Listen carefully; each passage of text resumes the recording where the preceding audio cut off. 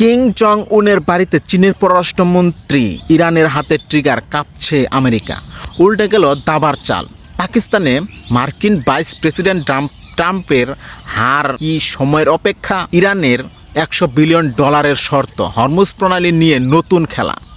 আসসালামু আলাইকুম, আমি আব্দুল আনসারি, আপনারা দেখছেন মিস্টার আনসারি ইউটিউব চ্যানেল। সকলকে স্বাগত জানিয়ে আজকের আপডেট নিয়ে আলোচনা করব। বিশ্ব রাজনীতি কি তবে এক মহাপ্রলয়ের দিকে যাচ্ছে? একদিকে চীনের পররাষ্ট্রমন্ত্রী হঠাৎ ছুটে গেলেন উত্তর কোরিয়ার কিং জং উনের দরবারে, অন্যদিকে মার্কিন ভাইস প্রেসিডেন্ট জেড ভ্যান্সের গন্তব্য এখন পাকিস্তান। ইরানের আইআরজিসি স্পষ্ট জানিয়ে দিয়েছে তাদের আঙ্গুল এখন ট্রিগারে। আমেরিকা সামান্য নড়চড় করলেই মিত্রদের নিয়ে ঝাঁপিয়ে পড়বে তেহরান। কি হতে যাচ্ছে পাকিস্তানের সেই হাই ভোল্টেজ বৈঠকে? ইরান কি সত্যি নিউক্লিয়ার টেস্টের পথে? ইরান কি সত্যি নিউক্লিয়ার টেস্টের পথে? আজ থাকছে মিস্টার আনসারির বিশেষ বিশ্লেষণ। প্রথমে নজর দেওয়া যাক বেইজিংয়ের দিকে। চীনের পররাষ্ট্রমন্ত্রী হঠাৎ উত্তর কোরিয়ার সফরে যাওয়ায় আন্তর্জাতিক মহলে তোলপাড় শুরু হয়েছে। বিশ্লেষকরা বলছেন, ইরান যদি আমেরিকার সাথে বড় যুদ্ধে জড়িয়ে পড়ে তবে চীন নেপথ্য থেকে ইরানের মিত্র শক্তি বাড়াচ্ছে।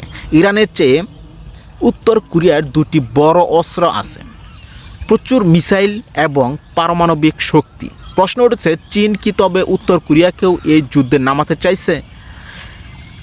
যখন নিউ ইয়র্ক টাইমস বা ফাইন্যান্সিয়াল টাইমসের মতে সংবাদ মাধ্যমগুলো গোপন খবর ফাঁস করছে, তখন চীনের এই সফর আমেরিকার কপালে চিন্তার ভাঁজ বাড়িয়ে দিয়েছে।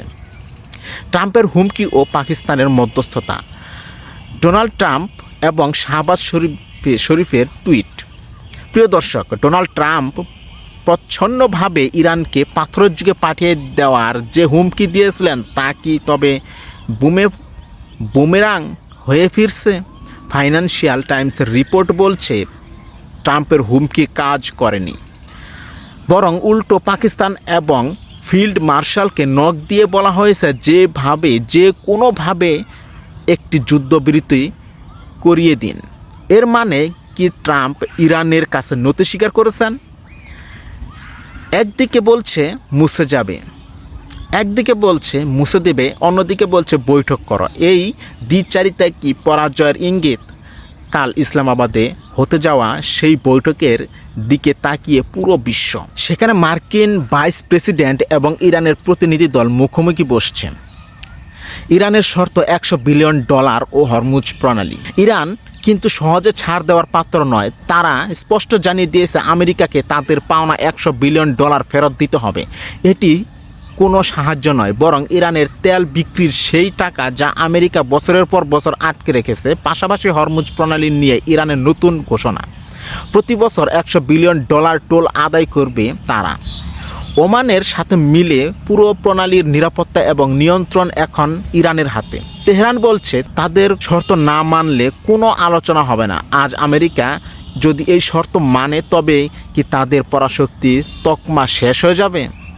এদিকে লেবানন ও ইসরায়েলি সীমান্ত যুদ্ধ ভয়াবহ রূপ নিয়েছে। হিজবুল্লাহর রকেট বৃষ্টিতে ইসরায়েলের বেশ কিছু গুরুত্বপূর্ণ স্থাপনা ধ্বংস এখন। যদিও লেবানন প্রচুর হতাহতের খবর পাওয়া যাচ্ছে, কিন্তু ইউরোপ এখন তেলের সংকটে কাঁপছে। ইউরোপীয় ইউনিয়ন চাইছে ইসরায়েল যেন শান্ত হয়, কারণ এই যুদ্ধ দীর্ঘায়িত হওয়া মানেই পুরো পৃথিবী লকডাউন হয়ে যাওয়া।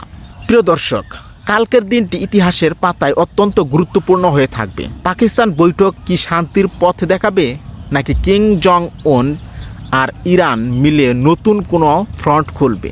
আপনাদের কি মনে হয়? কমেন্ট করে আমাদের জানান। খবরের পরবর্তী আপডেট পেতে আমাদের মিস্টার আনসারি ইউটিউব চ্যানেলটি সাবস্ক্রাইব করুন এবং ফেসবুক পেজটি ফলো দিয়ে সাথেই থাকুন। আজকের মতো আমি মিস্টার আনসারি বিদায় নিচ্ছি।